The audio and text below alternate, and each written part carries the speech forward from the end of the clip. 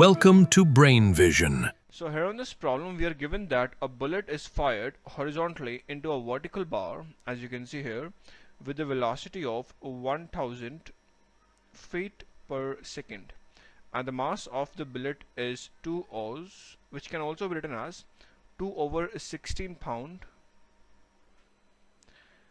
Now the bullet embeds itself into the bar, as you can see here, after the impact.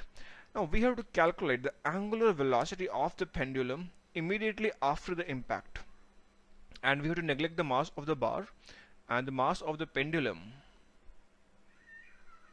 We are given to be 3 pound. So this is what we are given the question. Now if you consider the system, the net moment acting on the system is 0 before and after the impact, so we can conserve the angular momentum, or we can write that sigma m naught. This is O point, so about this point moment is equals to 0, or we can write that sigma m naught is equals to h dot, and this is equals to 0. Therefore the angular momentum is conserved, or we can say that the angular momentum before the impact it is mb. This is the mass of the bullet. This is mb times its velocity times the distance r. This is distance r, so times r is equals to sigma I omega. I is the moment of inertia and omega is the angular velocity. So mb we have 2 over 16 times the velocity is this much, 1000, and r we have 10 inch.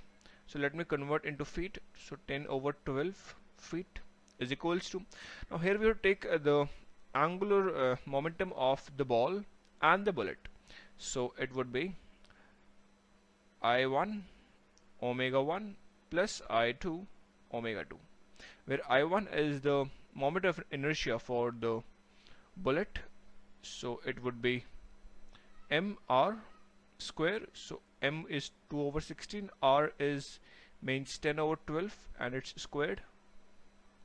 This is I1 times omega 1 and omega 2 is same, so we can write this thing as omega plus I2. We have the moment of inertia for the this pendulum. So mass we have for pendulum we have 3 pound, so 3 pound times r square. So r we have this 10 inch, which can be written as 10 over 12 feet, and it's squared times omega, and this would remain as it is, 2 over 16 times 1000 times 10 over 12. Now we have only one variable, that is omega, and from here omega comes out to be as nearly 12.37 radian per second. So this is the angular velocity of the pendulum just after the impact. Now next we have to also tell that in this case why the linear momentum of the system is not conserved. So if you see that a large horizontal force is exerted on the road by the bearing, so that the net forces on the system in the horizontal direction is not equals to 0. So we can say that net forces in x direction is not equals to 0, and if net forces are not equal to 0, we cannot conserve the linear momentum. That is why in this case the linear momentum is not conserved.